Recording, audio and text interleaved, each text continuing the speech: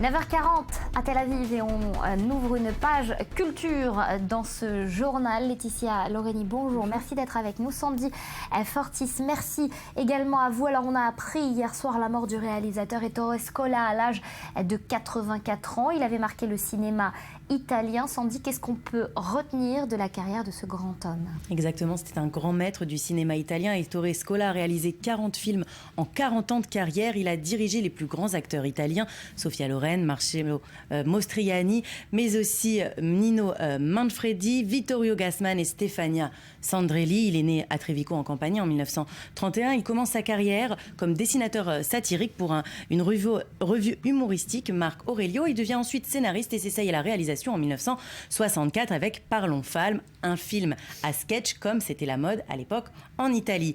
Ce n'est que dans les années 70 qu'il rencontre vraiment le succès, notamment auprès du public avec Nous nous sommes tant aimés, un film qui raconte 30 ans d'histoire italienne entre 1945 et 1975, vu à travers la vie privée et professionnelle de 3 amis anciens résistants et d'une femme qui passe de l'un à l'autre. C'est un film qui remportera le César du meilleur film étranger en 1977.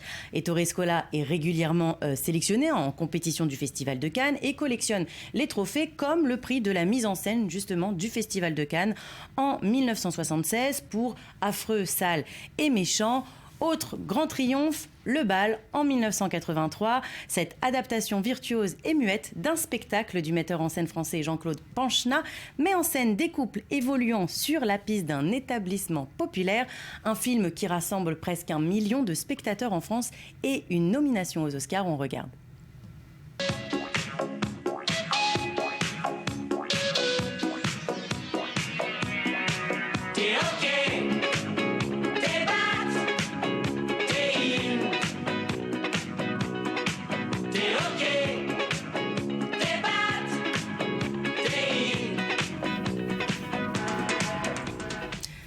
Son film le plus célèbre restera tout de même Une journée particulière, sorti en 1977. Il y raconte la rencontre le 6 mai 1938 entre une ménagère romaine, incarnée par Sofia Loren, et un intellectuel homosexuel persécuté par le régime fasciste, Marcello Mastroianni. En bruit de fond, la radio, avec Hitler et Mussolini qu'on peut entendre donc de ce film. Exactement. De ce film, Ettore Scola dira que c'était de contre-emploi pour Sofia Loren, qui est une petite femme mal mariée, et Marcello Mastroianni, en timide, hésitant, incapable de prendre une décision. On regarde ce que ça donnait. Moi aussi, souvent, je me sens humiliée, considérée comme moins que rien.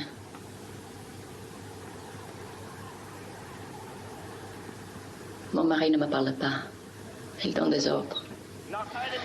Le jour et la nuit. Fabuleuse. Ce n'est qu'à l'âge de 80 ans qu'il arrête sa carrière. En 2011, alors qu'il devait tourner avec Depardieu, il finit par renoncer. Merci Sandy. Alors Laetitia, c'est plus que la mort d'un grand maître, c'est la fin d'une ère, j'ai envie de dire. C'est la fin de la comédie à l'italienne, en tout cas cette espèce de néo-réalisme rose, comme on l'appelait en italien, dont faisait partie évidemment Scola, mais également Fellini, qui était son grand ami. Ils avaient commencé ensemble dans cette revue, le Marc Aurelio. C'est un cinéma, cette comédie italienne qui s'attarde effectivement sur les différences sociales, qui critique la société, mais sur le ton de l'humour.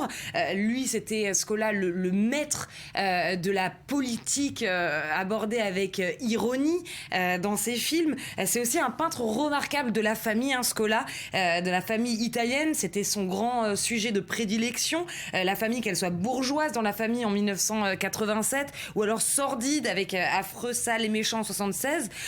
C'est Francesco Castelnuovo qui le précise, qui est un grand critique de cinéma italien. Ce qu'il faut savoir, une anecdote assez rigolote de Scola, c'est que c'était pas seulement un excellent cinéaste, c'était un excellent conteur d'histoire. Et ça venait bien d'une anecdote. Son père était complètement aveugle, et donc il devait lui lire ses histoires. C'est comme ça qu'il a découvert bien le récit d'histoire. Et son père était également un grand fan de la littérature française. Donc en fait, Scola, dès son plus jeune âge, lisait des œuvres qu'il ne comprenait absolument pas, mais dont il a eu la fascination très vite, et c'est comme ça qu'il a eu le désir de raconter ces histoires avec ce ton très particulier qui fait naître parfois des génies. Voilà, tout à fait. Alors vous le disiez, sa carrière s'est arrêtée en 2011, pas tout à fait, puisqu'en fait il a fait un dernier hommage en 2012 consacré justement à ce grand maître du cinéma qui était également Fellini, dans un documentaire qui s'appelait Comme c'est étrange de s'appeler Federico.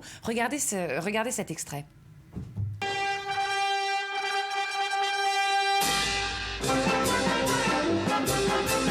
Dice, mo sei andato al cinema. Ma.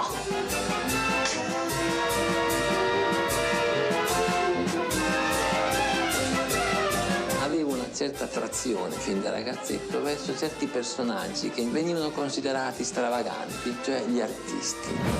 Marcelli, devo dire una cosa al signor Scola. Scusi, ma perché lei nei suoi film fa mio figlio così brutto? Fellini lo fa bellissimo. Come vi chiamate? Lui Federico, io Ettore. Lavoriamo nel cinema.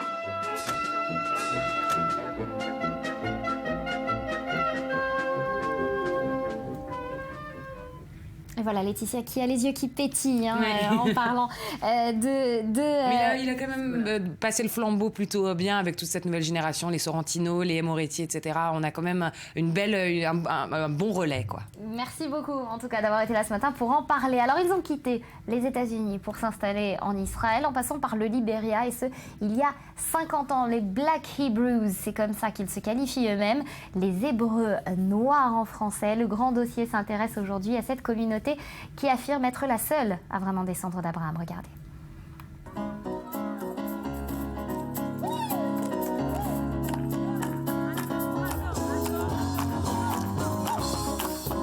Cérémonie religieuse ou célébration de la vie quotidienne, la musique fait partie intégrante de la vie des Black Hebrews.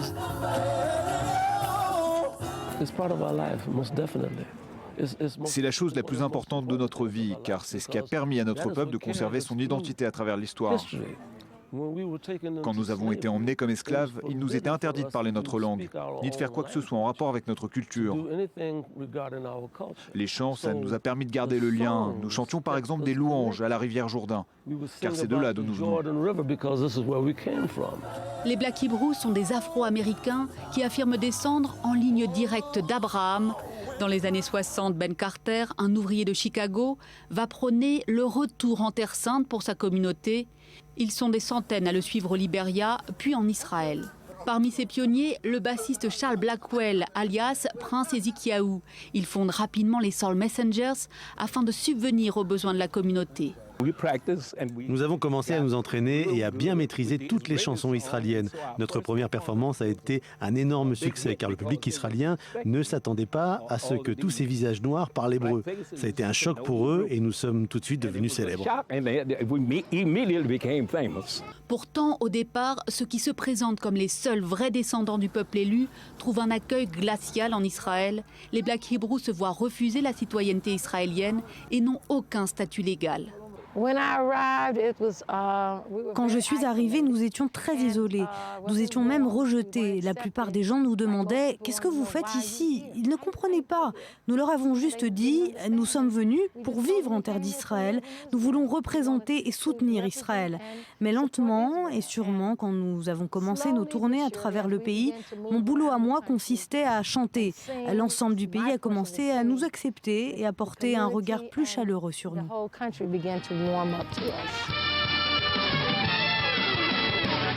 La chorale, dirigée par Elisheva, et le groupe des Soul Messengers rencontrent très vite un succès international.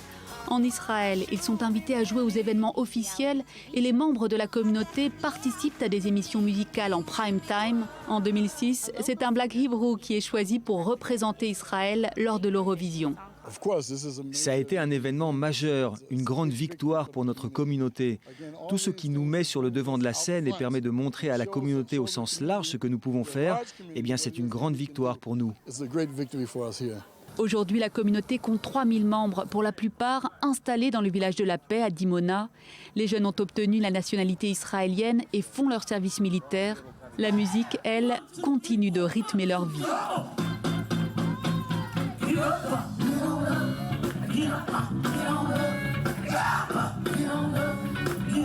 voilà, ça donne envie de danser le matin. Betsabé, bonjour, on va parler d'une autre actu. On prend la direction de la France à présent. Paris, l'Assemblée nationale, la très sérieuse Assemblée nationale. Eh bien, hier, il y avait une présence très remarquée, une présence très inhabituelle. Fini les apparitions à l'écran en maillot rouge de sauveteuse. Pamela Anderson est venue défendre les animaux aux côtés des Verts au Parlement français. Voilà, alors petite question, Nathalie, quel est, a priori, selon vous, le point commun entre elle, l'ex-vedette d'Alerte à Malibu, et eux? Regardez. Eh bien, la réponse, c'est ça. Voilà.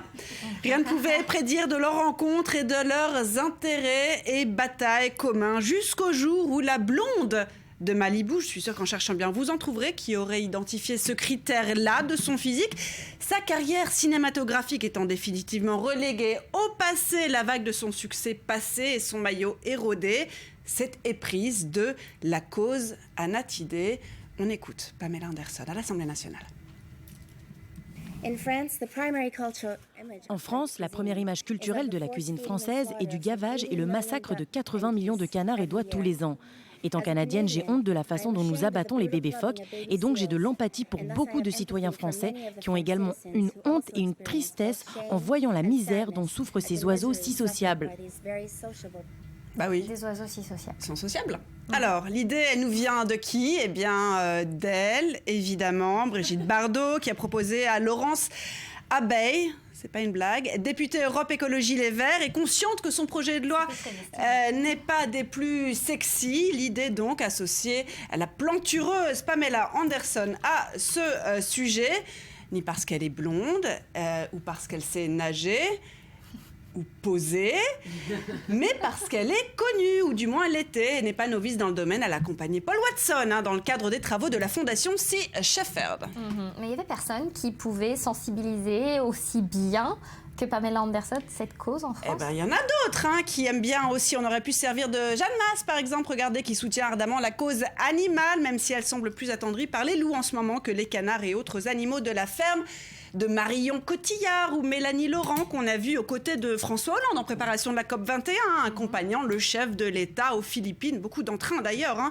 Voyage officiel consacré donc à l'environnement et pas des amatrices, attention. Marion Cotillard est membre de Greenpeace il y a 2 ans. Elle a notamment participé à une action coup de poing en s'enfermant volontairement dans une cage pour dénoncer la détention de militants de l'ONG en Russie. On s'en souvient. Quant à Mélanie Laurent, eh bien en 2013, elle était à Boulogne-sur-Mer avec Greenpeace pour défendre la pêche artisanale et pas moins, un thème si cher à l'actrice qu'elle a même posé nue pour dénoncer la surpêche. Voilà Mélanie Laurent, donc avec un crabe, ça donne ça. Mais s'il y en a une qui a fait le buzz, c'est bien sûr Zaya qui plaide veggie, le derrière à l'air. Pas sûr que Pamela la batte en termes de soutien. Alors un sacré coup médiatique pour les anti-viandes, mais à un prix, celui de comparer les femmes à des vaches. Merci pour cet éclairage. On va passer à présent à une autre actualité. Vous m'avez troublée, j'arrive plus. Je ne sais pas si c'est vous ou la photo de Zaya. Ça le fait à tous les coups. Je crois. On va passer donc et continuer avec cette page cinéma. On passe de l'hommage à l'actualité. The Show Must Go On, Laetitia. Votre coup de cœur de la semaine pour ces sorties du mercredi? Eh bien, c'est Legend.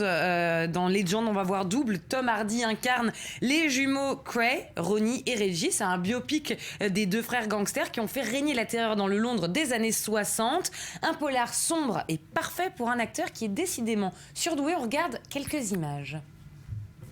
Je vous présente les jumeaux Cray, Ronald et Reginald. Ça vous plaît d'être un gangster? Ce qui me plaît, c'est l'argent et le respect. Mon frère et moi, on va mettre Londres à nos pieds. C'est quoi ce rouleau à pâtisserie? Tu vas me faire une tarte? La mafia a posé des jalons. Londres va devenir le Las Vegas de l'Europe. On peut le dire. Et puis c'est assez rare ce casting. C'est assez rare, Laetitia a soufflé la question à Nathalie, il faut que je vous explique. Oui, ça n'arrive pas souvent. C'était effectivement assez rare de retrouver un acteur interpréter 2 rôles dans un même film, Nathalie. Il y avait eu Nicolas Cage qui s'était prêté à cet exercice. Il y avait également Jesse Eisenberg dans le film Le Double. Et puis, il y a eu Jake Gyllenhaal également dans Enemy. Force est de reconnaître que nos stars hollywoodiennes aiment de plus en plus avoir double. Au cinéma, alors d'un point de vue technique, je vous l'accorde, c'est assez compliqué. Pour faire en sorte d'avoir un même acteur qui se donne la réplique à lui-même dans une scène, eh bien, il y a 3 techniques. La première, c'est on divise la page en 2. C'est la technique du split screen. La deuxième, c'est l'incrustation via ordinateur, c'est-à-dire qu'on rajoute le visage de l'acteur sur le corps de sa doublure.